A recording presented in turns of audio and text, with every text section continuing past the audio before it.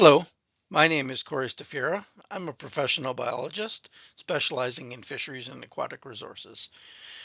I work with Aquality Environmental Consulting, and today I'm pleased to talk to you about the Tawatinaw River Stormwater Management Facility Pond, specifically in relation to Northern Pike Spawning. During this presentation, we will talk a little bit about the background of the Tawatinaw River watershed. We'll talk about the Northern Pike spawning requirements, some of the studies that have gone on in the watershed. We'll look at the habitat of the stormwater pond and the outlet channel, and some of the habitat potential of this system. We'll follow up with the recommendations to consider and conclude with a summary of the above. The Tawatinaw River watershed covers an area of approximately 750 kilometers squared and is balanced by forests, wetlands, and agricultural use. The Tawatinaw River begins its journey at Hallowell Lake. It flows northward for approximately 65 kilometers before entering the Athabasca River at Athabasca. Between 2011 and 2013, Alberta Transportation initiated a project that included the modification of the Highway 55, Highway 813 interchange. As a result of the project, a portion of the lower Tawatinaw River was modified, including straightening of the channel, and also included the replacement of the bridge crossing the Tawatinaw River. A portion of the original Tawatinaw River channel upstream of the bridge was modified and operates as a stormwater management facility pond for the town of Athabasca. There is a channel that connects the pond to the main stem Tawatinaw River. The Tawatinaw River is a host to several fish species, including white sucker, fathead minnow, lake chub, brook stickleback, trout perch, mountain whitefish, northern pike, walleye, and yellow perch. The Tawatinaw River once contained Arctic erling, but this species is now considered functionally extirpated or locally extinct from the Tawatinaw River. In addition, northern pike numbers have anecdotally been shown signs of declining within the watershed. As a result, the stormwater pond that were created as a result of the interchange updates were modified and developed for use as northern pike spawning habitat as compensation for impacts to fish and fish habitat from the bridge construction. Northern pike are a spring spawning species, and they often migrate before the ice has completely left the rivers and lakes. They use shallow, slow-moving areas with thick vegetation and typically spawn when water temperatures are between 4.4 degrees and 11.1 degrees Celsius. They are broadcast spawners, and the adults swim alongside one another to release the eggs and milt. Their eggs stick to the aquatic vegetation and hatch in 12 to 17 days. Submerged vegetation and stable water levels are important for nursery habitat for both rearing and larval stages of northern pike. These stages typically frequent depths up to 1 meter. After emergence, fry begin eating zooplankton and slowly transition to aquatic insects and then fish. The juveniles and adults are ambush predators and feed on fish and other vertebrates, sometimes eating insects and aquatic invertebrates. The optimal macrophyte cover, or in-stream vegetation, for adult abundance is from 35 to 80%.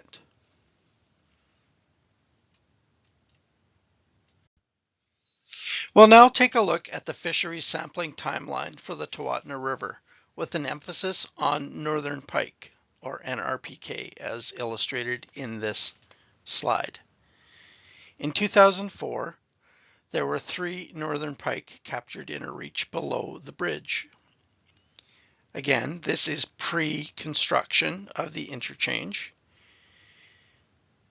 In 2010, Little Fish Consulting conducted a habitat assessment, which suggested that the lower Tawatinaw River had a high potential for northern pike spawning and rearing.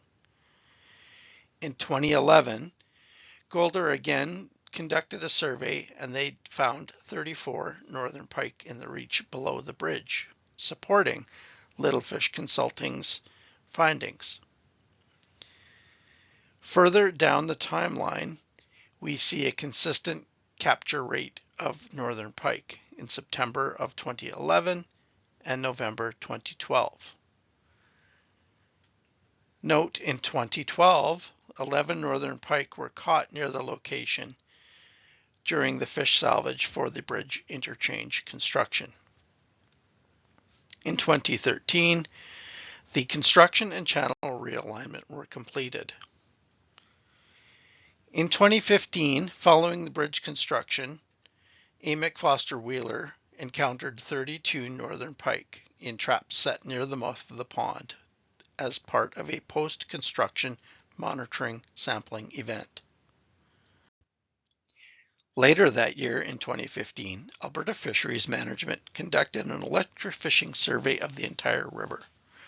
6 fish species were captured, including trout perch, white sucker, brook stickleback, fathead minnow, and lake chub. However, no northern pike were captured. There was no additional sampling until 2021, when Tetra Tech conducted a survey of the lower reach of the Tawatinaw River, including the ponded area, and only one long-nosed dace was captured. Later that year, additional sampling was continued, and several white sucker were caught, as well as several unidentified fish were observed, again with no northern pike being sampled. In July 2021, sampling was conducted within the ponded area and no fish were caught. In August, sampling was conducted in the lower Tawatinaw River, and again 5 species were caught, but no northern pike were encountered. In 2021, the lower reach of the Tawatinaw River, including the ponded area, was sampled. 8 fish species were captured, and only 1 northern pike was captured downstream of the existing bridge.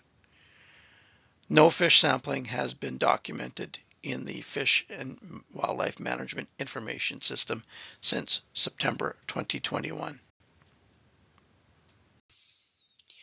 As early as September 2013, after construction was completed of the interchange, the entrance connecting the modified spawning area to the main stem channel had already accumulated sediment in the slower velocity backwater area.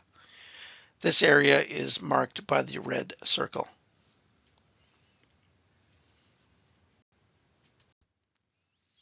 The area connecting the main stem Tawatinaw River to the sedimentation pond does flood periodically as water inundates the entrance, but as the water recedes, sediment is deposited into the confluence area.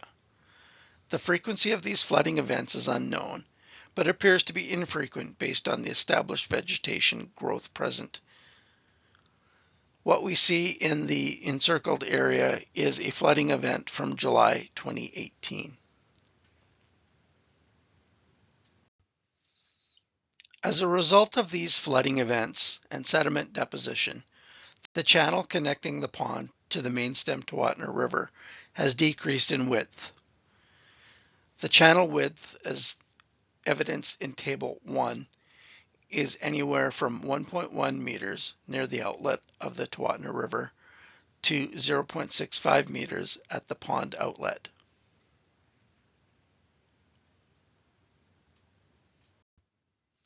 A habitat assessment of the sedimentation pond included a review of the vegetation. Within the water body, dense submergent vegetation growth was observed and was likely a mix of Potamogeton and ranunculus species. There was poor emergent vegetation around the perimeter of the stormwater pond. The margins were predominantly small fruited bulrush, reed canary grass, blue joint reed grass, and carex or sedge species. These species are indicative of temporary or seasonal wetlands and are expected due to the seasonal or fluctuating water levels within the sedimentation pond. The connecting channel margins were heavily incised and vegetated with species similar to the perimeter of the pond, with some equisetum or horsetail species.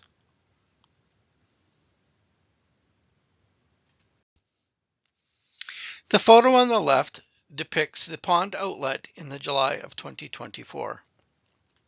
You can see the emerged vegetation on the left side of the screen and the submergent vegetation contained in the right-hand side of the screen. Note the exposed sediments as a result of the declining water table elevation within the sedimentation pond.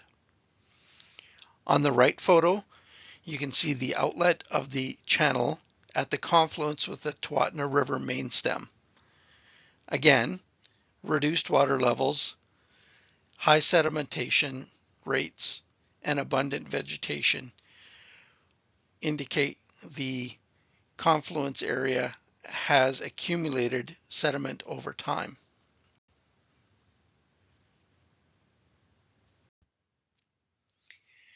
Based on the habitat assessment of the ponded area, there appears to be sufficient depth during the open water period for use by fish. However, due to the fluctuating water levels, this pond may freeze to the bottom during some winters. Abundant submergent aquatic vegetation is available to provide spawning habitat for northern pike. However, this vegetation may be too dense in the summer, as it appears to be greater than 80% coverage. The vegetation cover may be slightly reduced during the spring period due to winter die-off. The access channel itself tells a slightly different story. The channel widths and shallow depths would likely preclude use of the channel for active spawning, but it is important for access to the pond. The depth of the channel may limit northern pike movement unless it is ice-free, particularly during spring spawning migrations.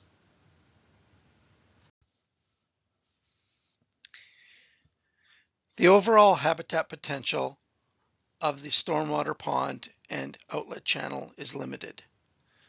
The stormwater pond would provide low to moderate spawning and rearing potential for northern pike. The access channel to the pond has become more restricted since bridge construction and may limit fish movements during the spring period. In the photo, the area of the exposed bank was, following construction, a wide open channel. The overwintering potential in the stormwater pond is expected to be nil. This is due to a combination of fluctuating water levels and low dissolved oxygen levels due to decomposition of the abundant aquatic vegetation. Based on the observations, we have the following recommendations to consider. To further assess the use of the channel and the spawning area, it is recommended to repeat the spring spawning movement study conducted in 2015. Furthermore, to improve the fish habitat potential for northern pike spawning, the following are recommended. Dredging the access channel to maintain a minimum of 1.0 meter width and 0.4 meters depth. Dredging the ponded area to reduce the density of submergent aquatic vegetation growth and to control rapid changes in water levels. And to consider planting supplemental emergent vegetations, including cattails and bulrushes around the pond perimeter.